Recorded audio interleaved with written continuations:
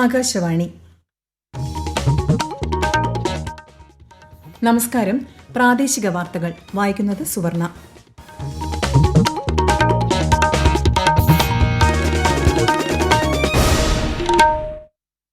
പ്രധാന വാർത്തകൾ.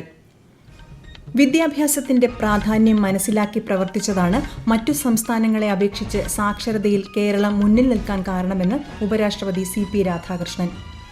2024 സംസ്ഥാന ചലച്ചിത്ര അവാർഡുകൾ പ്രഖ്യാപിച്ചു. മികച്ച നടനായി മമ്മൂട്ടിയും മികച്ച നടിയായി ഷംല ഹംസയും തിരഞ്ഞെടുക്കപ്പെട്ടു. മഞ്ഞുമൽ ബോയ്സ് മികച്ച ചിത്രം. ന്യൂനപക്ഷ വിഭാഗക്കാർക്കുള്ള അടിസ്ഥാന സൗകര്യ വികസനത്തിന് കേന്ദ്ര സർക്കാർ വലിയ പ്രാധാന്യം നൽകുന്നുണ്ടെന്ന് കേന്ദ്ര സഹമന്ത്രി ജോർജ് കുര്യൻ. സംസ്ഥാനത്ത് തദ്ദേശ തിരഞ്ഞെടുപ്പിന്റെ വോട്ടർ പട്ടികയിൽ പേര് ചേർക്കാൻ 2 ദിവസം കൂടി അവസരമുണ്ടെന്ന് സംസ്ഥാന തിരഞ്ഞെടുപ്പ് കമ്മീഷണർ. ഏകാരോഗ്യം പരിപാടിയുടെ ഭാഗമായി സാമൂഹ്യ അധിഷ്ഠിത രോഗനിരീക്ഷണത്തിന് തദ്ദേശ സ്ഥാപനങ്ങൾക്കുള്ള മാർഗരേഖ പുറത്തിറക്കിയതായി മന്ത്രി വീണ ജോർജ്. 4ാമത് ആഗോള മറൈൻ സിമ്പോസിയം മീക്കോസിന് നാളെ കൊച്ചിയിലെ കേന്ദ്ര സമുദ്ര മത്സ്യ ഗവേഷണ സ്ഥാപനത്തിൽ തുടക്കമാകും. വാർത്തകൾ വിശദമായി. സമൂഹത്തിന്റെ ഉന്നമനത്തിനും സ്വഭാവ രൂപീകരണത്തിനും വിദ്യാഭ്യാസം നിർണായക ഘടകമാണെന്ന് ഉപരാഷ്ട്രപതി CP രാധാകൃഷ്ണൻ. കൊല്ലത്ത് ഫാത്തിമ മാതാ നാഷണൽ കോളേജിന്റെ വജ്ര ജൂബിലി ആഘോഷ ചടങ്ങിൽ പങ്കെടുക്കുകയായിരുന്നു അദ്ദേഹം. വിദ്യാഭ്യാസത്തിനുള്ള പ്രാധാന്യം മനസ്സിലാക്കി പ്രവർത്തിച്ചതുകൊണ്ടാണ് മറ്റു സംസ്ഥാനങ്ങളെ അപേക്ഷിച്ച് സാക്ഷരതയിൽ കേരളം മുന്നിൽ നിൽക്കുന്നതെന്നും ഉപരാഷ്ട്രപതി അഭിപ്രായപ്പെട്ടു. ലഹരിക്കെതിരെയുള്ള പോരാട്ടത്തിൽ തന്നോടൊപ്പം അണിചേരാനും ഉപരാഷ്ട്രപതി അധ്യാപകരോടും രക്ഷാകർത്താക്കളോടും വിദ്യാർത്ഥികളോടും ആഹ്വാനം ചെയ്തു. So I appeal to all the fathers sitting here, the teachers, the learned people, the elders and the young students to join with me in saving the society from the drugs. No to drugs is the movement. I want to take it as a people's movement. Federation of Indian കയർ exporters association അംഗങ്ങളുമായി കൊല്ലത്ത് ഉപരാഷ്ട്രപതി കൂടിക്കാഴ്ച നടത്തി. തുടർന്ന് അദ്ദേഹം തിരുവനന്തപുരത്തേക്ക് മടങ്ങി. 2 ദിവസത്തെ സന്ദർശനത്തിനായി ഇന്ന് രാവിലെയാണ് അദ്ദേഹം തിരുവനന്തപുരത്തെത്തിയത്.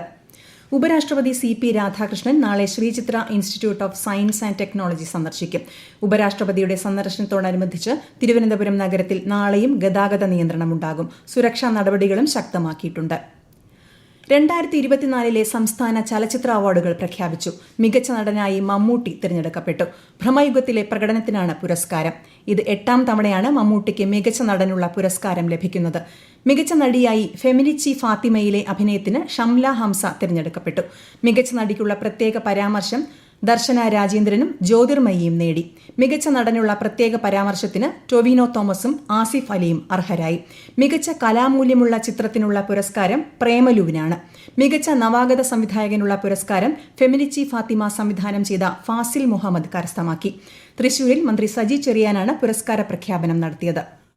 മികച്ച നടൻ മലയാളത്തിന്റെ മഹാനടൻ മമ്മൂട്ടി, ചിത്രം ഭ്രമയുഗം. മികച്ച നടി ഷംല ഹംസ, ചിത്രം ഫെമിനിച്ചി ഫാത്തിമ. മികച്ച ചിത്രം മഞ്ഞുമൽ ബോയ്സ്. മികച്ച 2ാമത്തെ ചിത്രം ഫെമിനിച്ചി ഫാത്തിമ. മികച്ച സംവിധായകൻ ചിദംബരം, ചിത്രം മഞ്ഞുമൽ ബോയ്സ്. ജനപ്രീതിയും കലാമേന്മയുമുള്ള മികച്ച ചിത്രത്തിലുള്ള പ്രത്യേക അവാർഡ് പ്രേമല്ലു. 200 കോടി ക്ലബിൽ കയറി മുന്നേറിയ മഞ്ഞുമ്മൽ ബോയ്സ് സംസ്ഥാന പുരസ്കാര നേട്ടത്തിലും ഗംഭീര പ്രകടനം കാഴ്ചവെച്ചു.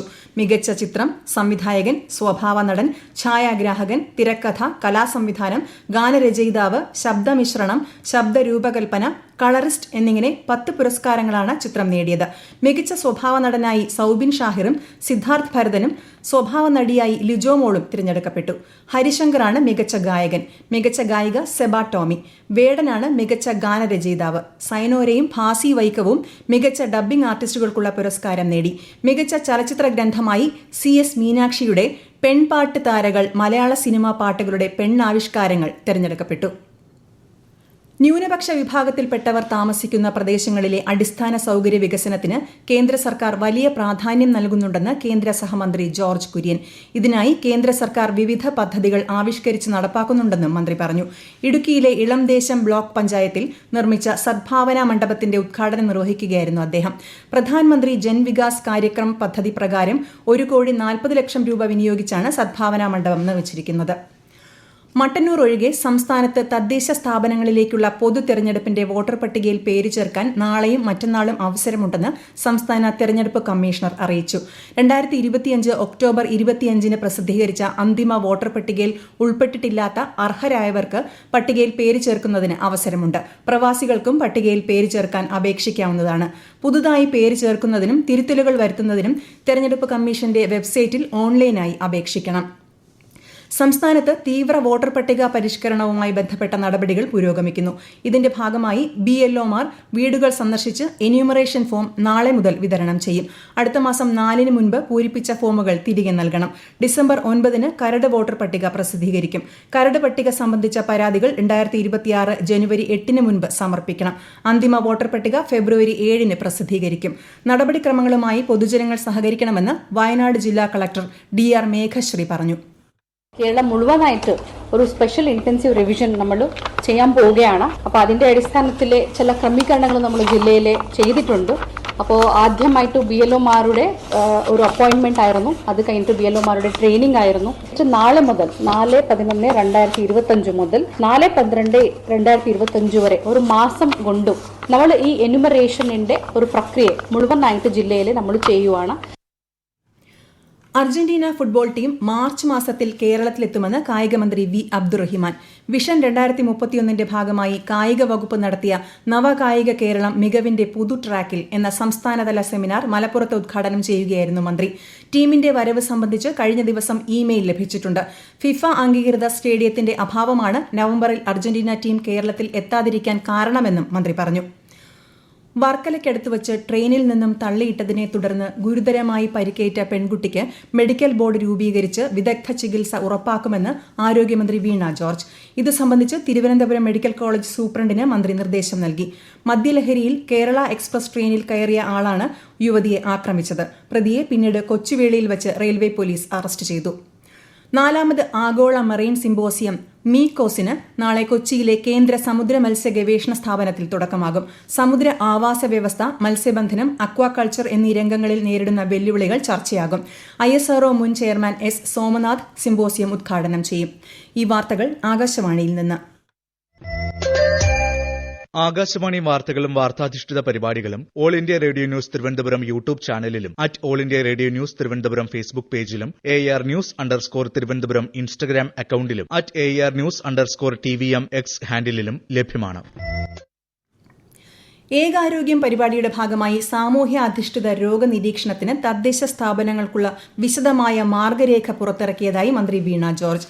ആദ്യഘട്ടത്തിൽ പത്തനംതിട്ട, ആലപ്പുഴ, ഇടുക്കി, കോട്ടയം എന്നീ 4 ജില്ലകളിൽ നടപ്പിലാക്കിയ ഏകാരോഗ്യം പരിപാടി എല്ലാ ജില്ലകളിലേക്കും വ്യാപിപ്പിക്കുന്നതായും മന്ത്രി വ്യക്തമാക്കി.